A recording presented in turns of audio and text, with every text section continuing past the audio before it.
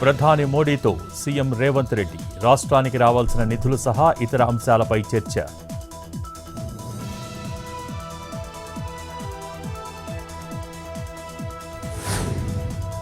గుంటూరు జిల్లాలో దొంగల హల్చల్. నెక్కలులోని పోలేరమ్మ తల్లి ఆలయంలో వెండి సామాగ్రి, ఇక హుండీలోని నగదు సహా సీసీ కెమెరాల హార్డ్ డిస్కులు అపహరణ.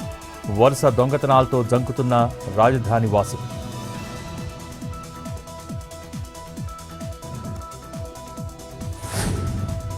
నెల్లూరు జిల్లాలో చోరీకి యత్నించిన పోలీసులకు చిక్కిన దొంగ.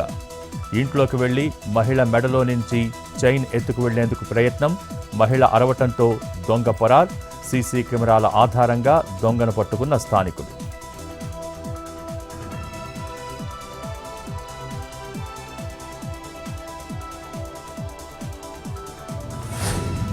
యాదాద్రి జిల్లా సైదాపూర్ వీరభద్రస్వామిని దర్శించుకున్న ఎమ్మెల్యే బీరయ్య. కుటుంబ సమేతంగా స్వామివారికి ప్రత్యేక పూజలు.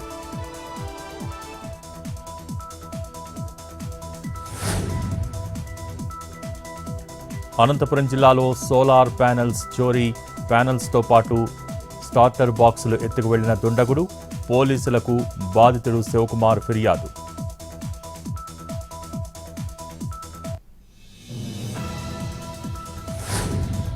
శ్రీకాకుళం జిల్లాలో ఘనంగా మహాశివరాత్రి ఉత్సవాలు. శ్రీ ఎండల మల్లికార్జున స్వామి దర్శనానికి పోటెత్తిన భక్తులు. ఎలాంటి ఇబ్బందులు లేకుండా అధికారుల ఏర్పాట్లు.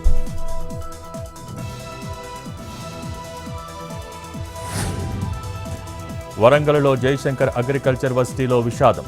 అగ్రికల్చర్ బీఎస్సీ మొదటి సంవత్సర విద్యార్థిని ఆత్మహత్య. ఉరివేసుకుని రేష్మిత సూసైడ్.